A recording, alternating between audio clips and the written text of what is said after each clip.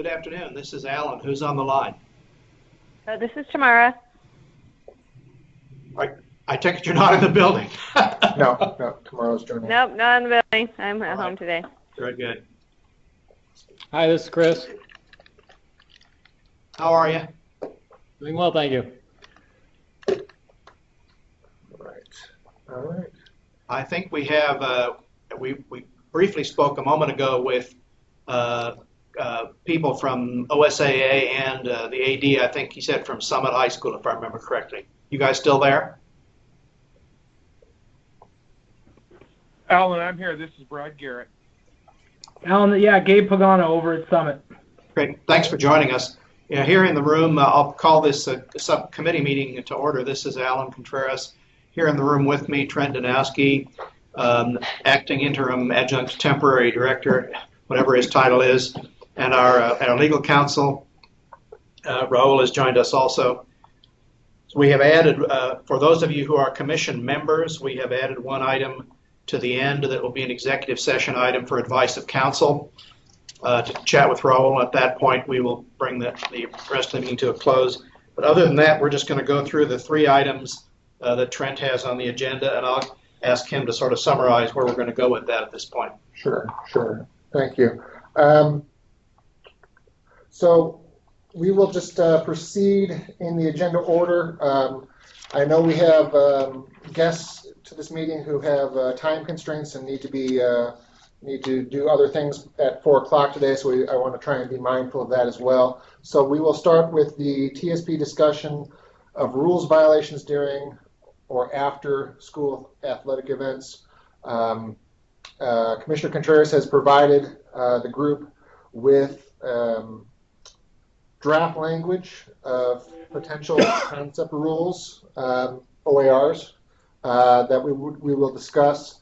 And some basic questions that we're going to be looking at. What authority does TSPC have to regulate unlicensed coaches or volunteers?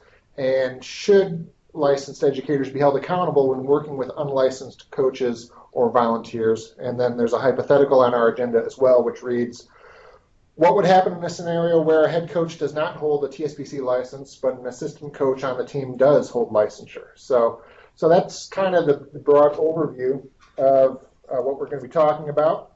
And I do want to note that we could have, and we are expecting additional commissioners, hopefully, to be joining us whenever they can.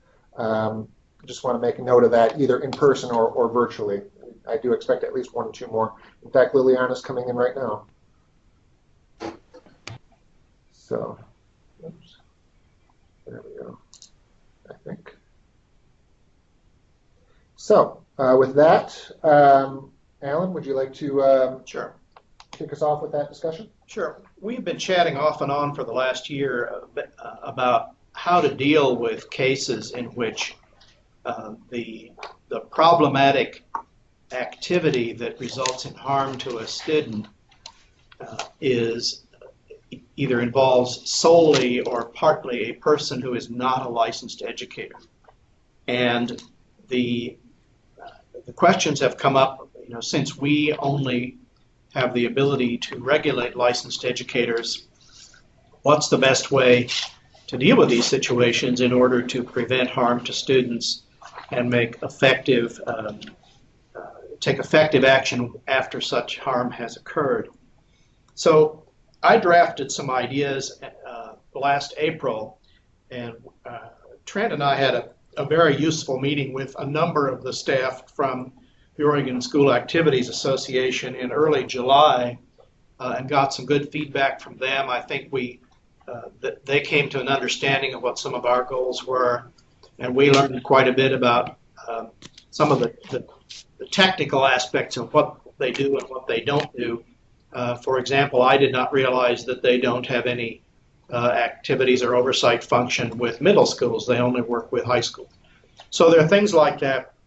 It was very useful for us to learn, and I think that was a good meeting. Out of that, I should say that after that meeting, I concluded that our ability to work with this issue was fairly limited.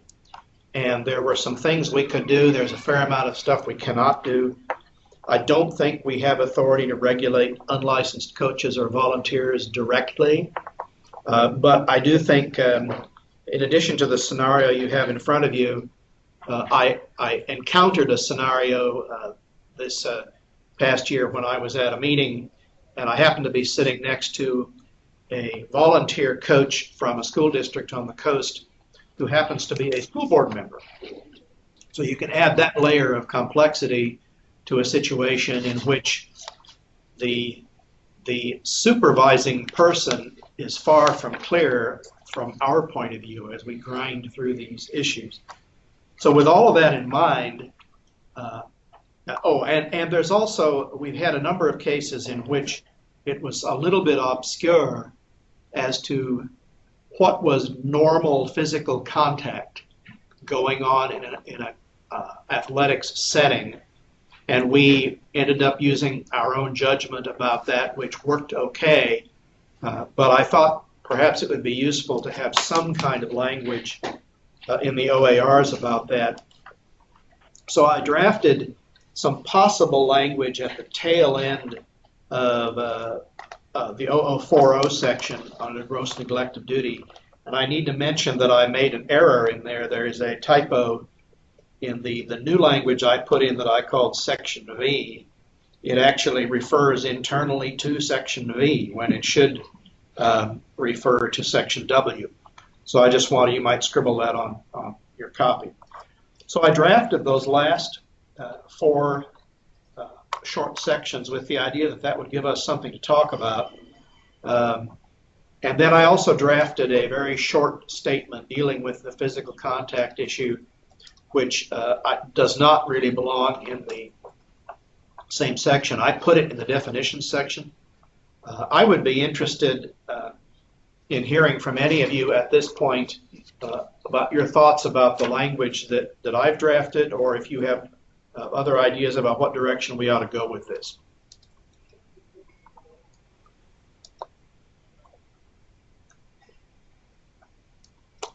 So, Alan, maybe what I could do is just read the specific language that we're speaking to. Sure. I'll read this aloud, and then if we have any feedback on this, it's certainly welcome. So, the drafted language, the proposed language, Section T, reads, failing to adequately train and or supervise any person serving as a coach when that person is not an educator holding a current Oregon license. Section U reads, failing to designate a person to serve as a temporary coach when a student representing the school requires adult supervision at an event. Proposed language, Section V reads, failing to take corrective action subsequent to discovering an incident of physical conduct as described in subsection W. And subsection W reads, failing to report physical contact between a licensed or unlicensed coach and a student outside the norms inherent in training students to play sports. So that is the proposed language as drafted by Commissioner Contreras. And again, these are rules which would be used as professional practices rules. So educators potentially could fall under sanction for violation of these rules if they were to move into the adoption process for OARs for TSPC. So any feedback on those rules, any thoughts about how those rules might play out if they were to be adopted? Trent, this is Tamara. Yes. Yes. Just wondering how charter school registrations play into this. It says license, and I think maybe Raul can speak to whether or not that would include registrations, but I was just wondering what you guys were thinking about those folks. I hadn't thought about the charter school context, partly because I don't have any sense of the extent to which there are athletic activities there that are at the high school level.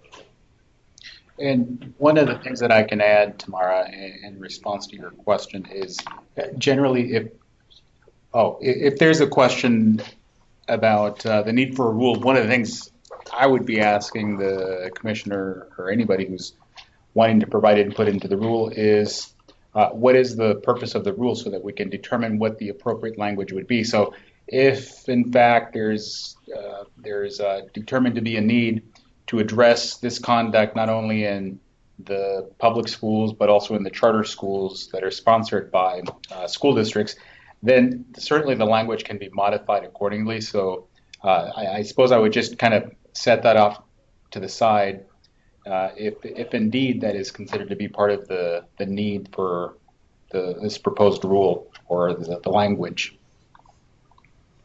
Other comments? One of the questions that I have in regards to looking at this with the eyes of an athletic director is that I'm getting ready Monday to have my head coaches meeting as we're getting contests started today. And in that meeting, I'm going to have coaches that, are community members, head coaches that are community members. I'm having head coaches there that are also in-building teachers with TSPC license. And then I'm also having clubs and advisors. So I'm a little hung up on the verbiage and the importance of coach in sports, when I would say some of our challenges that we're having in regards to obviously the losing of coaches who are actually licensed teachers in our building is getting fewer and fewer. And I'm sure Brad can talk about the declining number of athletic coaches in our high schools that are teachers as well. But we're seeing quite a trend and change in that. So is this going to cover, the parent that is overseeing rugby? That's not an OSAA sport. It's not sanctioned by the OSAA, but rugby for Summit, lacrosse, boys and girls lacrosse. I mean, we have any club you can think of under the sun. We have adults coming, working with our children on our campuses all times of the year. In fact, I'd say right now we're managing probably 2/3 of our staff are under the OSAA umbrella, who I work with Brad and Cindy and those folks on for if there are disciplinary actions or there's issues that the OSAA governs. But the other groups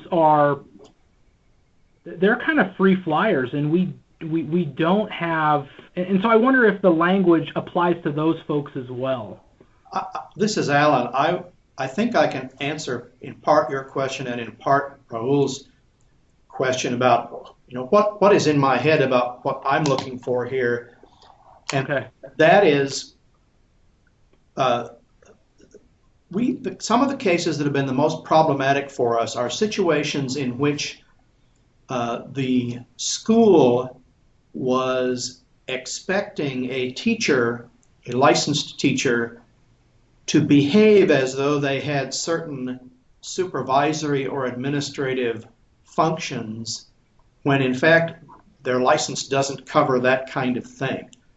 So if I were to start with something basic, it would be that we need clarity that for all of these activities, there needs to be a licensed administrator who is clearly connected in a linear way to these people who are hired out of the community, volunteers and so forth and so on, because we don't think of a teacher as being able to exercise that kind of role from our point of view. So let me start with that.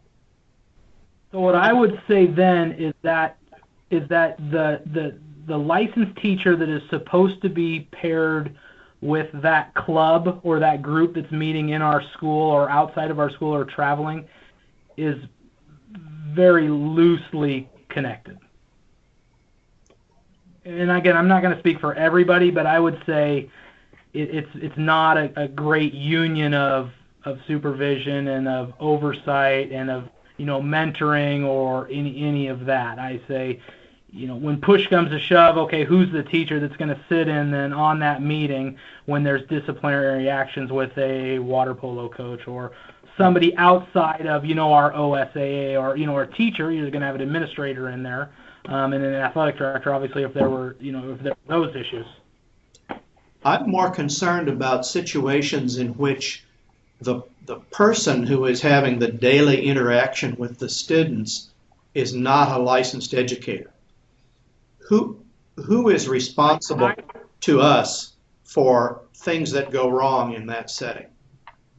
And I would say, I don't think we would have a good, if you were to ask who was with that program, I would say we're not doing a good job of having an answer for who to send you to. Well, and we aren't either, and that's why we're where we are. So, Trent, you had something to add. Well, I think. Alan? Yes. This is Leah. Hi, Leah. Thanks for joining us. I've been here for a while. I'm Oh, sorry that you didn't know. we'll call you Leah the in Lurker. the background. I'm a lurker. I did have a conversation with administration in my district, and I heard with every thought that I could come up with about why we were concerned about this, that the administrator was the ultimate desk that it stopped on, whether it was an unlicensed person or a licensed person, if there was an issue, the administrator was the ultimate person that we would go to. So is that where, to me, that was our question, is who do we believe is ultimately responsible in the case that something goes awry? Am I wrong in thinking what I was thinking? I think that in practice, we have been trying to follow that path. However, given the mechanics of some of these cases, I can think of 2 or 3 of them in which figuring out which administrator was actually involved or responsible got a little bit fuzzy. And that, I guess what I'm looking for is a greater clarity in the regulatory scheme that says, yes, this is how it works. And that was part of my question as well, is how do we work our way up that line of responsibility? And as far as a superintendent is concerned, the buck stops there, is what I had heard. So are we just not looking far enough down the road and saying that the buck stops with the superintendent? I don't have any problem going that route, but I think there's nothing that specific in the rules. I guess it's partly a question of how specific you want the rules to be. And there are arguments that you don't want them to be too specific because you automatically are leaving something out, and you may be putting things in there you don't want in there. So, other comments? Well, if I could offer a couple thoughts on this, and I'm going to kind of play a little devil's advocate and propose a question or two.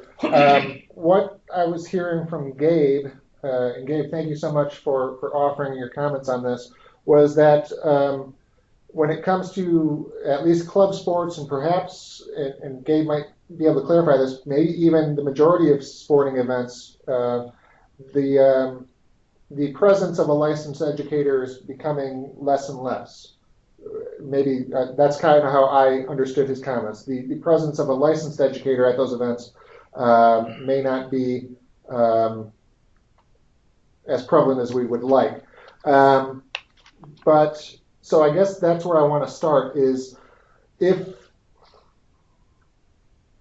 how comfortable is the commission in charging, say, a school administrator with wrongdoing if that school administrator is not on the grounds and wasn't there at the time of the event? Or let me put it another way, let me kind of rephrase that and maybe bring Raul in on this part of the question. What kind of legal implications might we be looking at in a hearing if we attempt to charge a school administrator or sanction a school administrator for an action carried out by an unlicensed person? Are there implications in that regard? And I don't know if there's precedent in that regard either. Well, Raul, go ahead. Why don't you offer some thoughts at this point? yes, and I can address Trent's questions that he raises.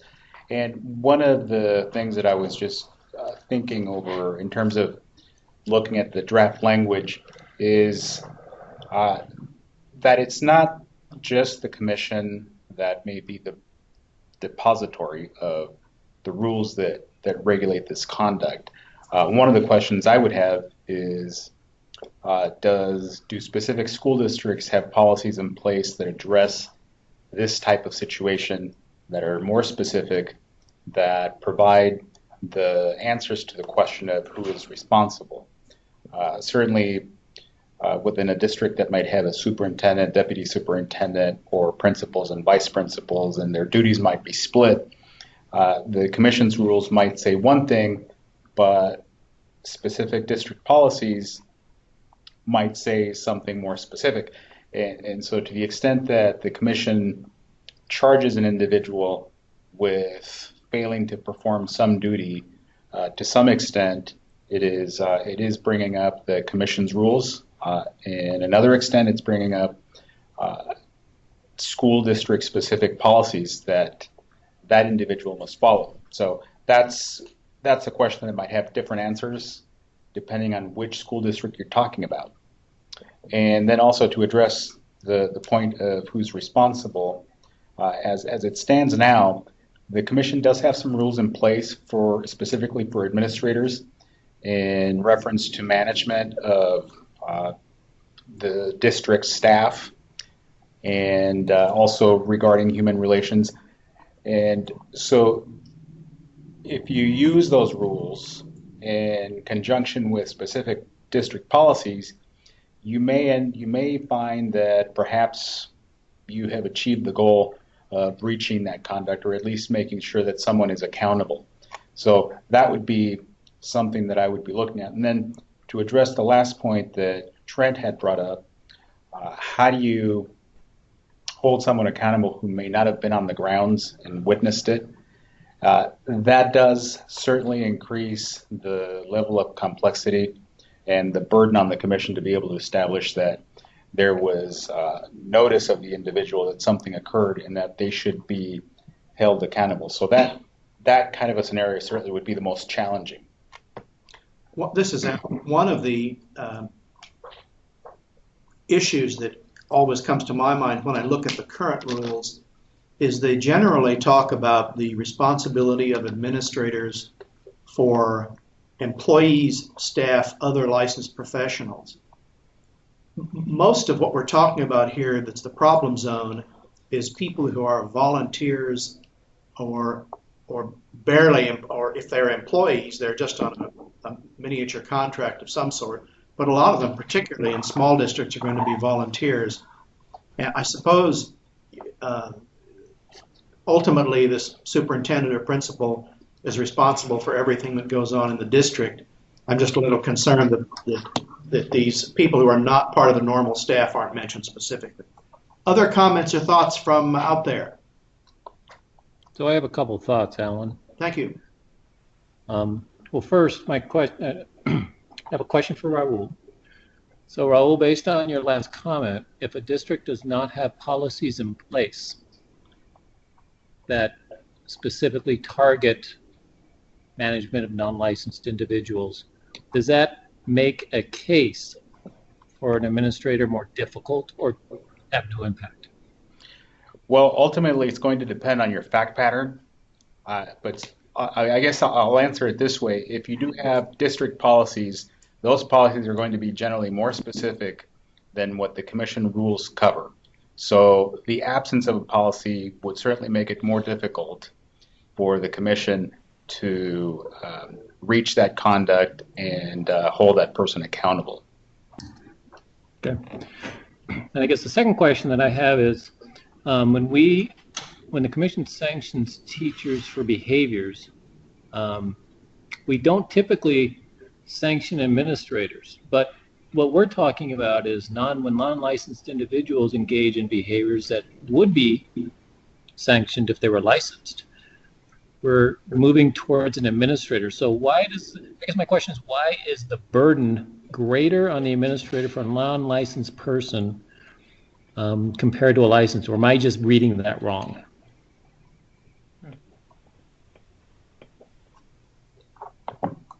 Chris, I'm not absolutely sure I'm following the greater than question. What? As we talk about holding administrators more accountable for the behaviors or the actions of those individuals who are not licensed, it seems like we're holding administrators at a higher level than we would if they were supervising licensed individuals. In other words, if you have two individuals that commit the same sanctionable behavior, if they're a licensed educator, we sanction the educator, but not the managing supervisor. Okay. But if they're an unlicensed individual, we sanction the licensed administrator. So to me, that doesn't seem, it seems like we're holding the administrator accountable at a different level, but I could be wrong. I think I understand what you're saying. I suppose the bottom line answer is that if we have the ability to sanction a licensed person, we are doing that at the level closest to the incident. So it is, if the licensed person is a teacher or a vice principal or somebody who behaved wickedly, we have the ability to directly sanction the person who slapped the child. In the case of the unlicensed people, we don't have that ability, so we go up the food chain until we reach the first person over which we do have that ability, who might be legitimately responsible in some part for what's going on. If I understand what you're saying, Chris, I think perhaps what you're saying is that you're really holding one person to a different standard based on whether or not the individual who actually committed the conduct is licensed or not. And as this language reads, this language only does reach the situation where the individual engaging in the conduct is not licensed. And so it would only reach the administrator for that case, I believe, if it was the same situation but the perpetrator was a licensed educator, then they may actually fall outside of this particular language. But I think what you're saying is there may still be a systemic failure, not just necessarily of the educator. And so how do we address that, or why does the commission not address that? I mean, is that part of the concern? You cut out a little bit at the end, so I kind of caught a couple of words, but I think you have captured generally what my thoughts were on that. Yes, and based on what you described, it might be helpful that if we adopt this type of language that we couch it maybe specifically in the way that you described regarding the administrator. Because oftentimes athletic directors are licensed teachers, but are not necessarily administrators, but they indirectly oversee club sports and volunteer coaches. So, you know, being specific in how we progress up the food chain in terms of discipline would be helpful. I think one of the key issues here is that some of the people we're talking about do have a formal supervisory role in our regulatory scheme, and some of them don't. Correct. Other thoughts? I know that some of you need to be elsewhere at 4 o'clock. I want to make sure that everyone who wants to talk about this issue has a chance. So, Alan, this is Brad. I have a couple thoughts I could share with the group. Yes, please.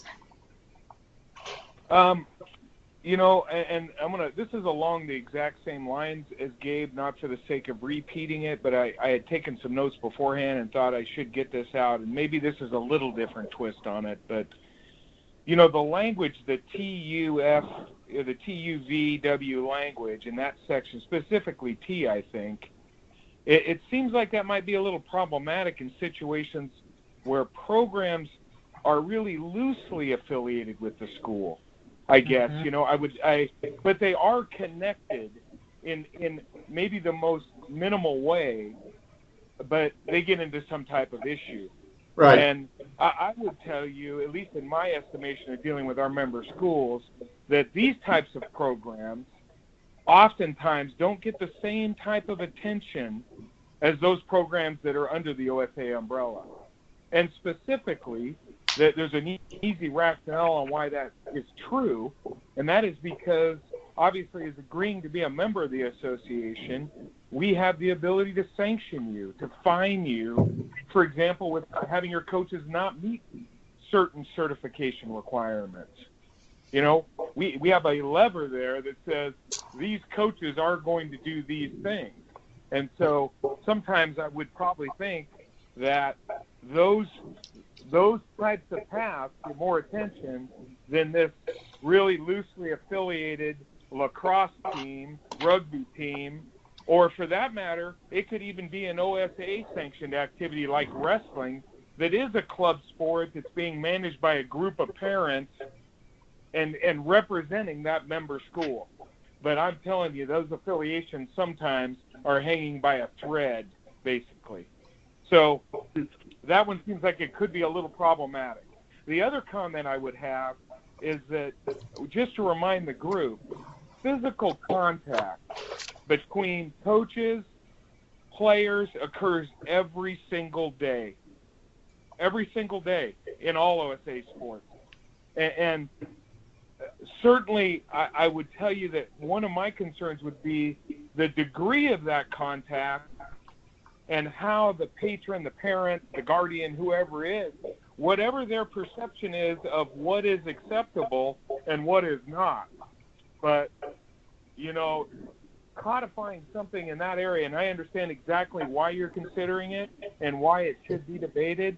But wow, man, there is a lot of that going on. And I know that because I get these calls from parents that say, hey, this coach, for instance, grabbed my kid's face mask, or this coach grabbed this kid's shoulder pads and turned it around. This coach was down and put my daughter in a stance and touched her in this particular location. So that opens a plethora of different things up out there for you guys to consider that is happening. And hopefully those comments are merited and are helpful. I think they're great. And these are some issues we have to think about. We don't want to open up any enormous swamp and then all of us jump in. But we also need to get a little better handle on how to deal with some of these situations. Other comments from people out in the field, or from Raul, or from Trent?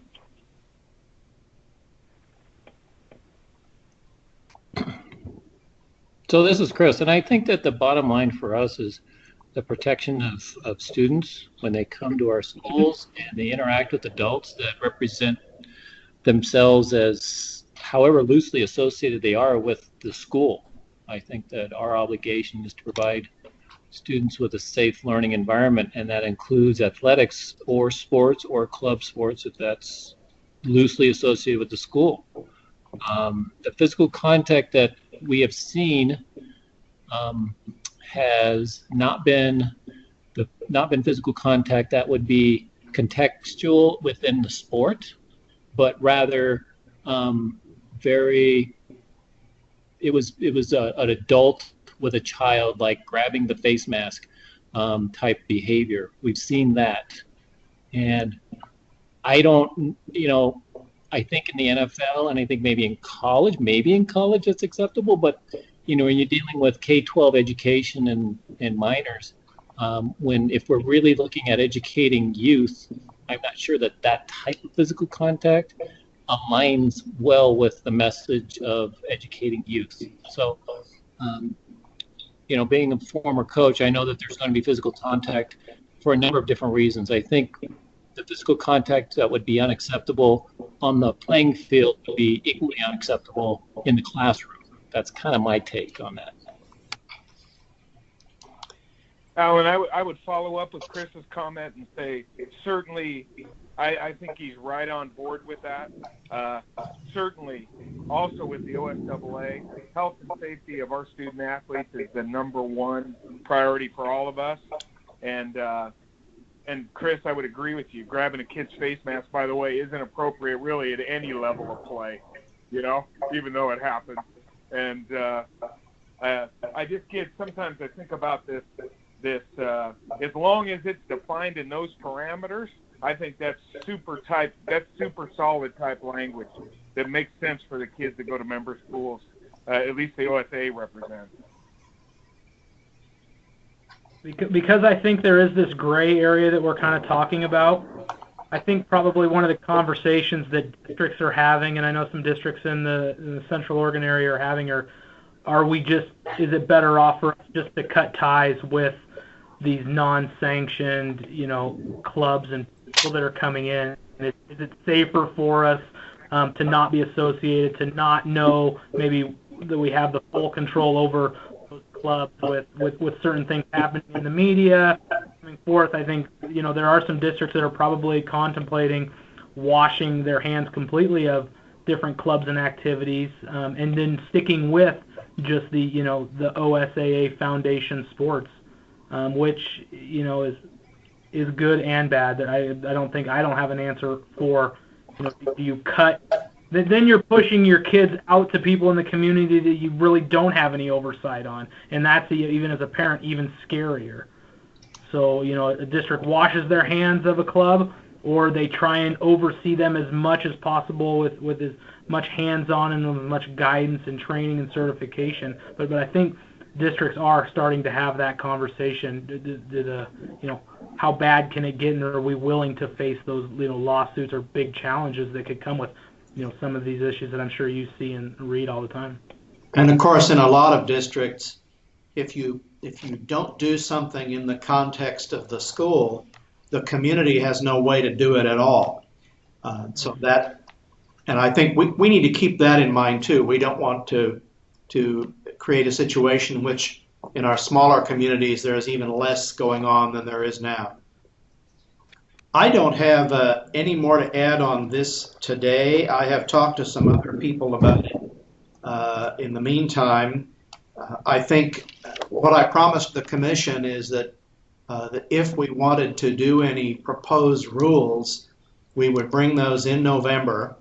And I think there's time for me to look at all of these comments and discuss some other issues with our legal counsel, and then ask the committee to look at anything that we do want to bring into the November meeting to put out there as a proposed rule. If that process makes sense to you folks, then that's what we'll do from here on out. Alan, could I ask, this is Leah, could I ask to go back to one thing that Raul talked about with policies that are in place in some districts and may not be in place at other districts. And I don't mean that we go out and survey everyone, but our friends at OSBA would be able to give us some kind of insight that way, wouldn't they? I don't know. And I don't know if that's really a Raul question or if it's a question that we might bring up with some of the folks at OSBA or other entities. It's certainly worth doing. Okay. Alan, I have a question for you. Yeah. So I have a question for Brad. Brad, are you still with us?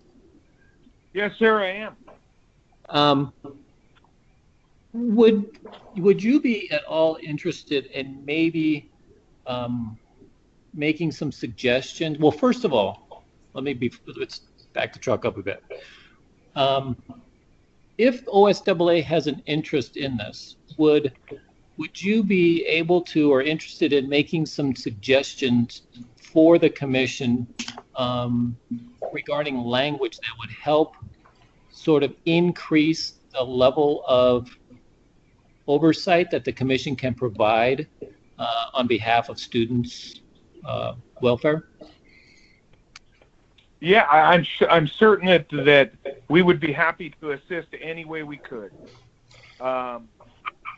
Certainly, I need to run those types of things by Peter Weber, the executive director. Pete said in our initial meeting with Alan and Trent, but I'm certain that if he said we want to be involved in whatever effort it is to promote the safety of our student athletes, for sure.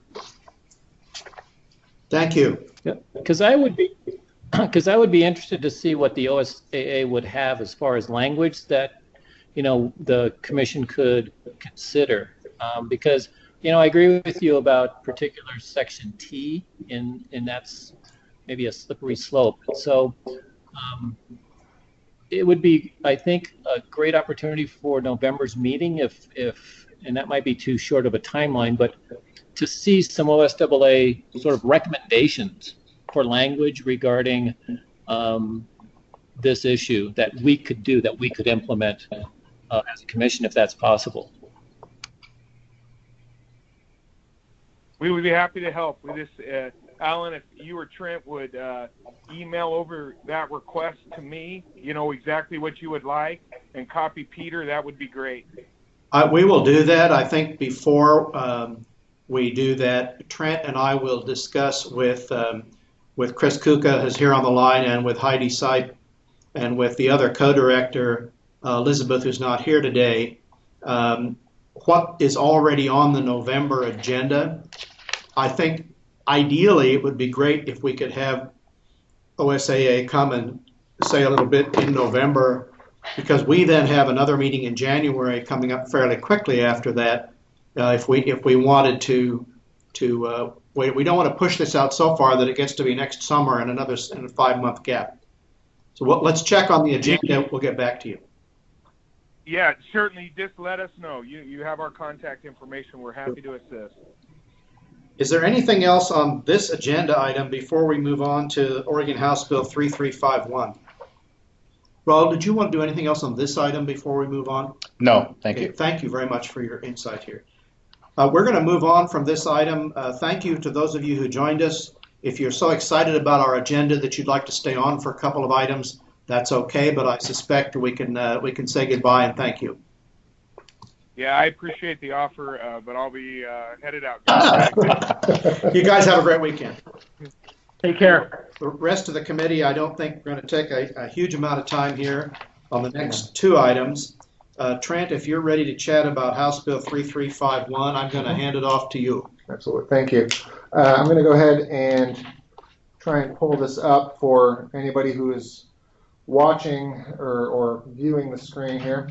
So House Bill 3351 was passed and signed by the governor during this last legislative session, or this most recent, I guess, legislative session. And it does two things, basically, that affects TSPC. The first two sections of 3351 require TSPC to submit an annual report to the state legislature every year by July, I believe is the date, July 1 of every year, which talks about basically trends in our licensing numbers and things of that nature. And those are all things that we collect anyway. But the real purpose of this conversation for this committee is Section 3 of House Bill 3351, which impacts professional practices and patron complaints specifically.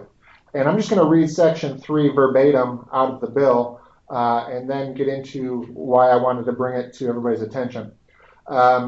Section 3 reads, a person may file a complaint with the Teacher Standards and Practices Commission regarding a person licensed by the commission. B reads, prior to beginning an investigation based on a complaint filed under paragraph A of this subsection, the commission may require verification that attempts were made to resolve the complaint through the complaint process of the school district that employs the person against whom the complaint was filed.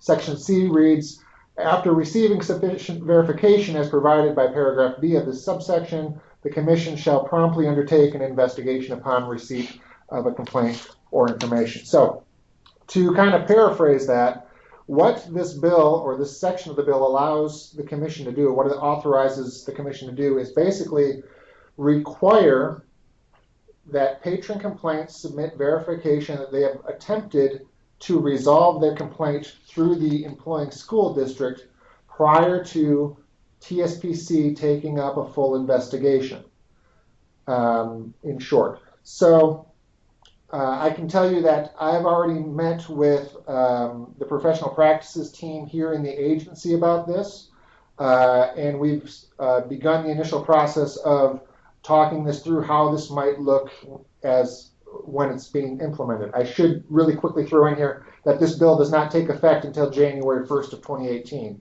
So we do have some time to work through those internal procedures.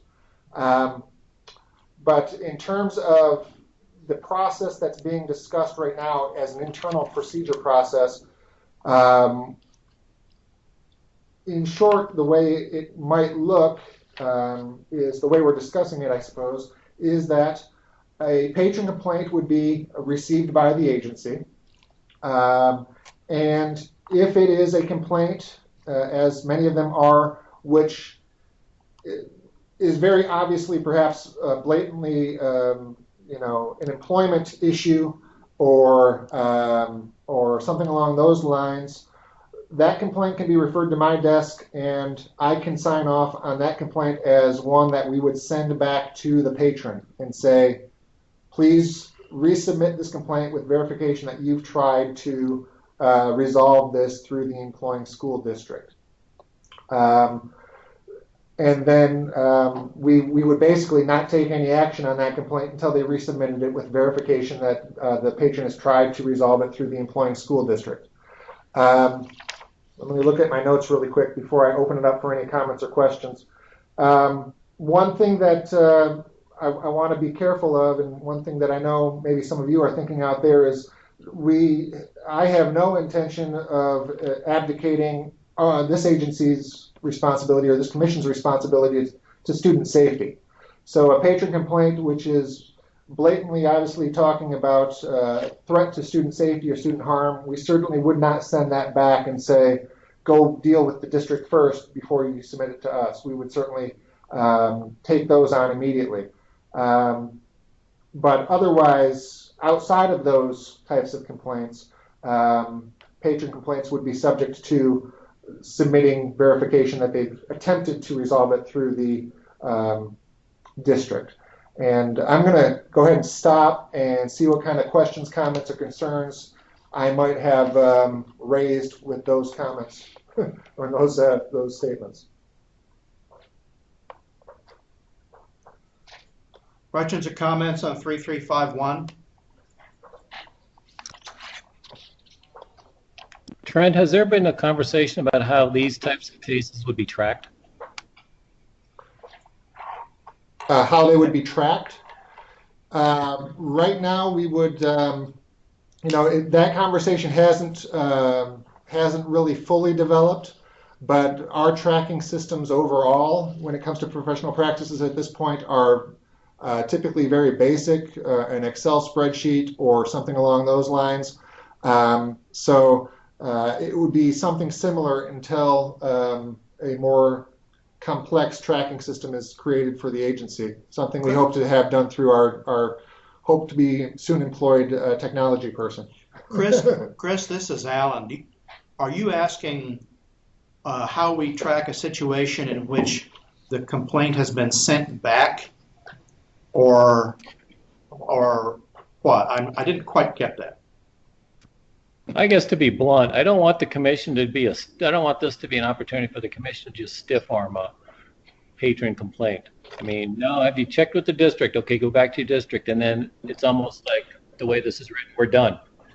And so I do think that we have an obligation that if somebody files a complaint, we can ask them to follow up.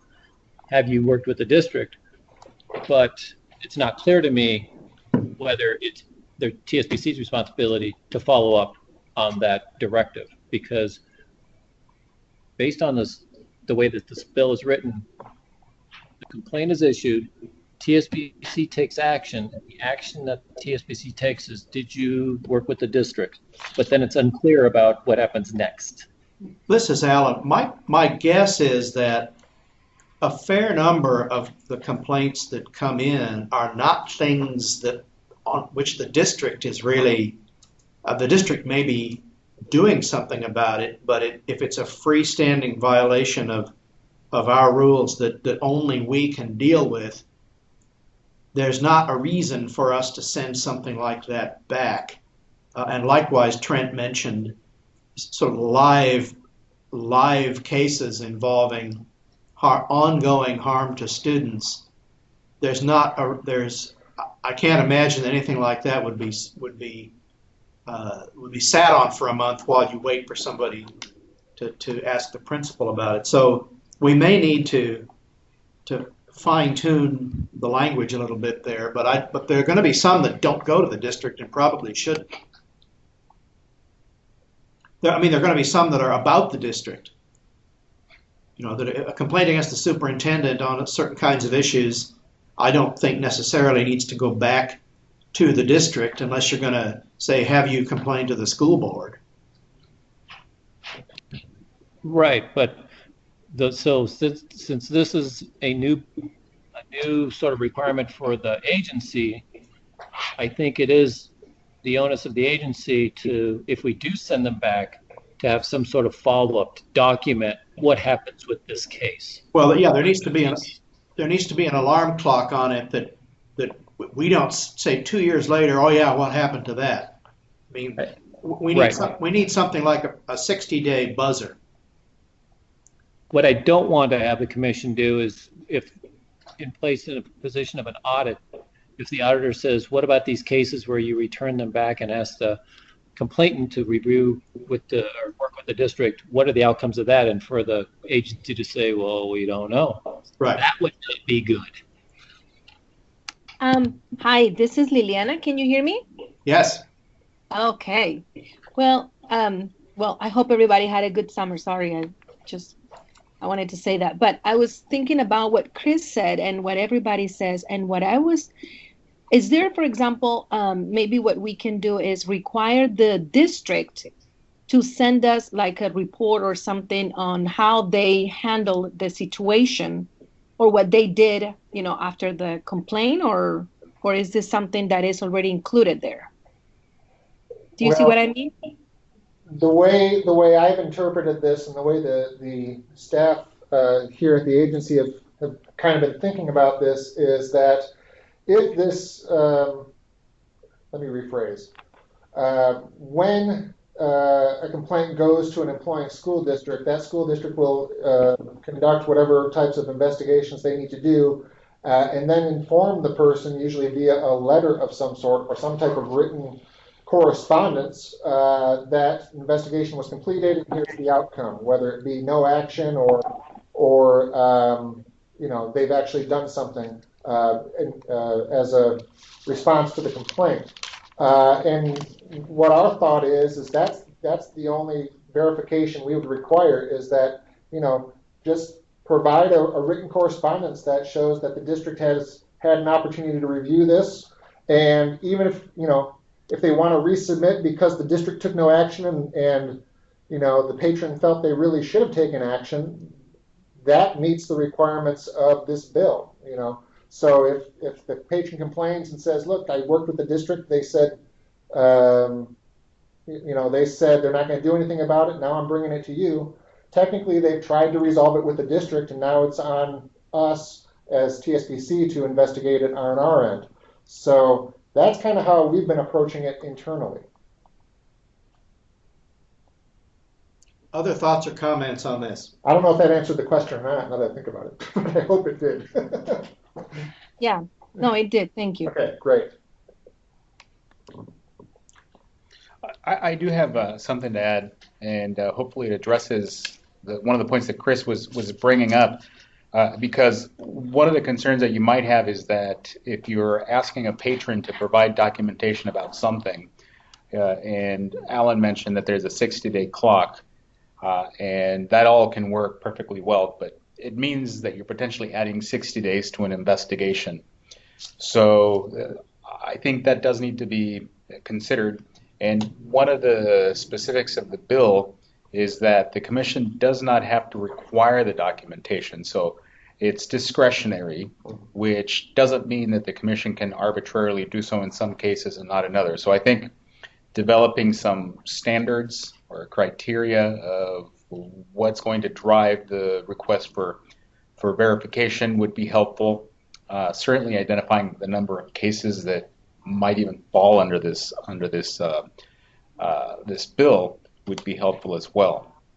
But also, part of what might address Chris's concern is that the public complaint form itself, as I've seen it, that was sent with the materials, does already incorporate the ability of an individual to say, I have attempted to resolve the complaint. So whether or not they provide any documentation at that point with a complaint, it does at least allow the individual to, from the get-go, say, I've tried to resolve it. And so that may completely negate the need for the 60-day clock. So if you take a look at the complaint form, perhaps that addresses part of the concern that Chris had brought up. It's the fourth box under the review and check applicable boxes at the top of the form. And we don't necessarily have to say prove it. Correct. And probably we would not, except in unusual situations. Well, and I would think one of the cases in which you might require the documentation and where it would be helpful is where you have the situation that my kid got kicked off the team, and I think that's not appropriate. And so that seems very much like a situation where whatever the issue is, if any, should be worked out with the school district, because maybe it should have never reached the commission. Right.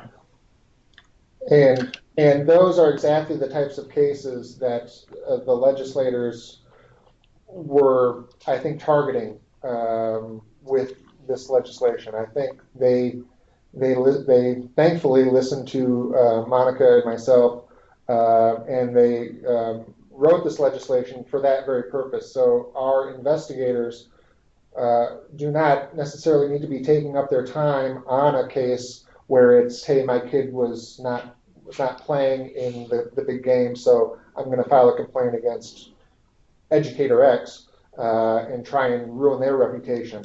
So that's those are the types of cases, and it's very specific for patrons. Those are the types of cases that legislators, I think, were targeting with this legislation, to try and take those cases off of investigators' plates whenever possible, and to make sure that their time isn't being tied up in those types of cases when they can be better spent, when that time can be better spent on cases that really, one, really should be coming before the commission, and two, perhaps have a serious impact on the safety of students in the classrooms or what have you. So, if that makes any sense at all. So.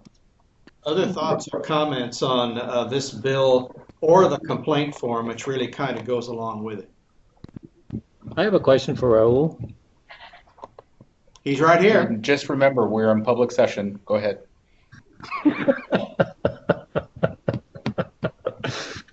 Okay, I'll change my question then. How does this legislation affect complaints or patron complaints that are anonymous? That's the next item on the agenda. Well,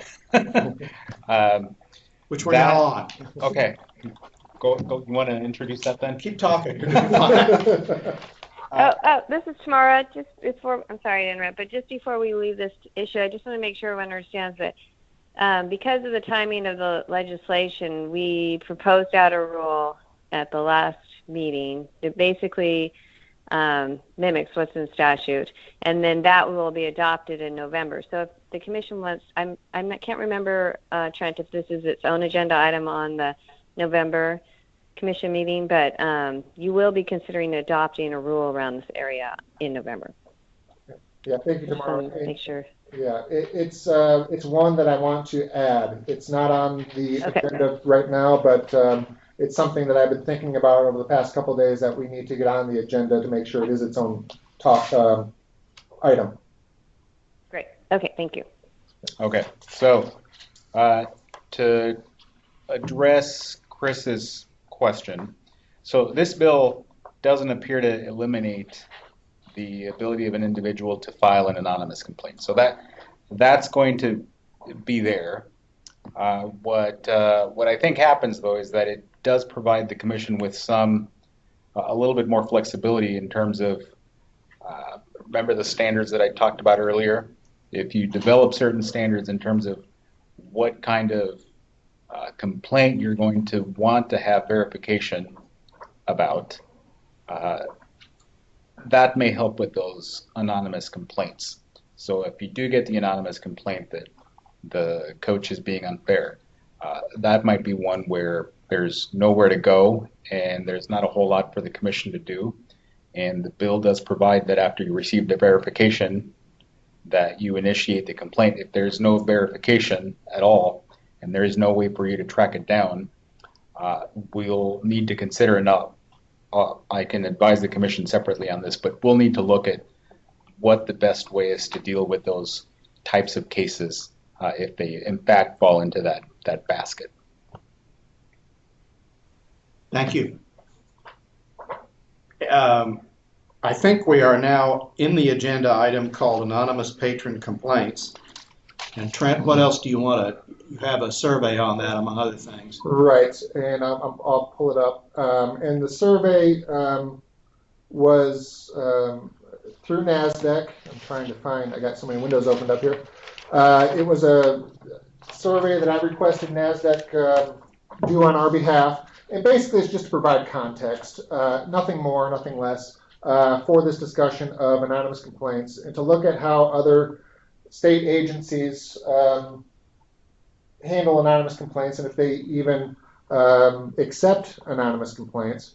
So everybody was emailed the spreadsheet, and if you're joining us with the online capacity, you can now see it on your screen as well, hopefully. So it's really column C that is of perhaps interest if we want to look at, is it necessary to accept anonymous complaints? Do we want to continue this practice, or is the commission willing to allow for a change in practice when it comes to anonymous complaints? And again, just for contextual purposes, in column C we see a lot of states that say no, that there are no anonymous complaints accepted in regard to public patron complaints. Some of them have caveats, like in Georgia, if the accusation was serious enough, it would be referred to the school system for investigation. Ontario, Canada, if the allegation was serious enough and could be verified through other sources, they would take it upon themselves. In Idaho, every patron complaint must be signed, which means there are no anonymous complaints to be had there. Arkansas, no complaint form must be signed. Our complaint form must be signed under penalty of perjury. So, again, this is simply for context, but I think I know what staff is kind of looking for from the commission is what type of flexibility are you willing to provide to staff in terms of anonymous complaints? Our current practice is every patron complaint is accepted, anonymous or not. With 3351 in place, as Raul was speaking to, that practice of every patron complaint is accepted no matter what becomes more complex, because now we have to marry that with the practices of 3351, or the language of 3351.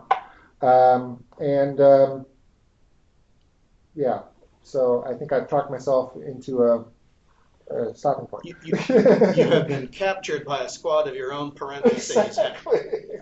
That has happened to all of us at one time or another. Yeah.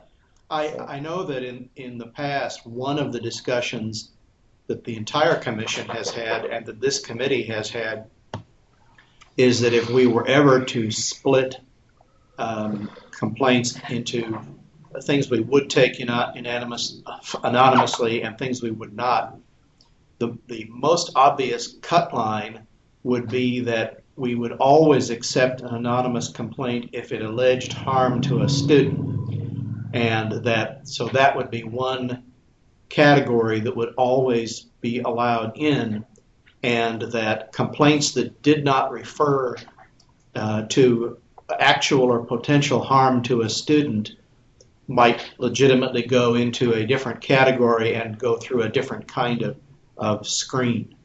So I'll just throw that out there. That's one of the things we've chatted about in the past. Other thoughts?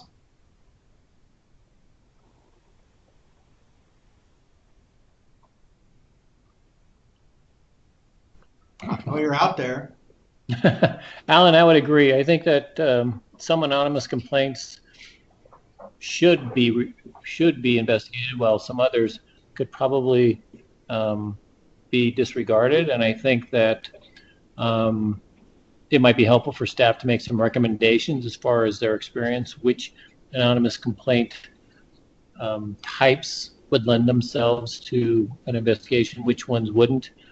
Maybe sort of a triage type approach, but I don't want to make a blanket statement that we're not accepting anonymous complaints. I don't see the upside to that. Other comments?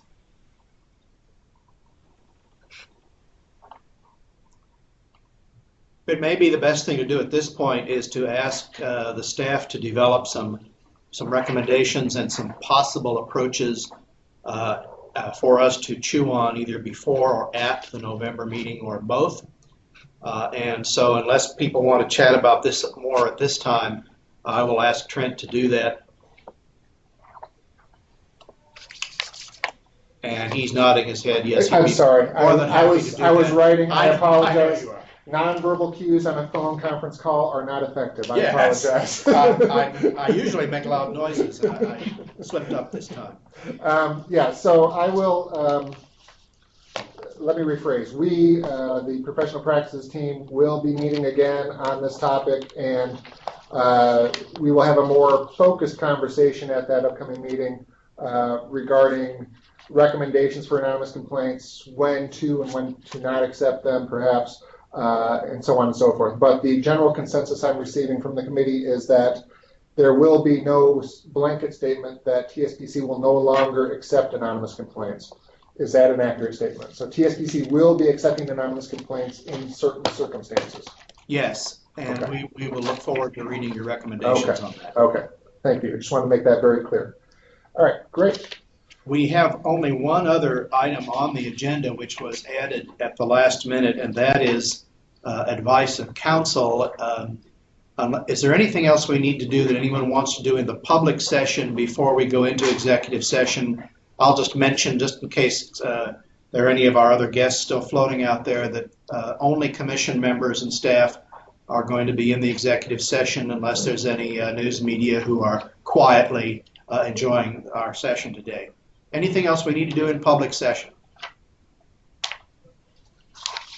In that case, it appears we are only commissioners and staff now. Everybody else is left. Correct. Well, we're going to. That's what we're supposed to be. So right. At this point, under the provisions of ORS related to receiving the advice of counsel, we are going to go into executive session, and we will ask Raul to make a brief presentation to us. Yes, and the specific provision is 190 ORS 192.660.2F. Thank you. For the record. So I move back out of executive session into regular session of the committee, and I would accept a motion to adjourn. I thought I heard one. Sure. Thank you. Sure. All right. All right. Thank you. And thanks for all your comments and stuff today, and we will be in touch, and we will see you soon. We're adjourned. Thank you, everybody.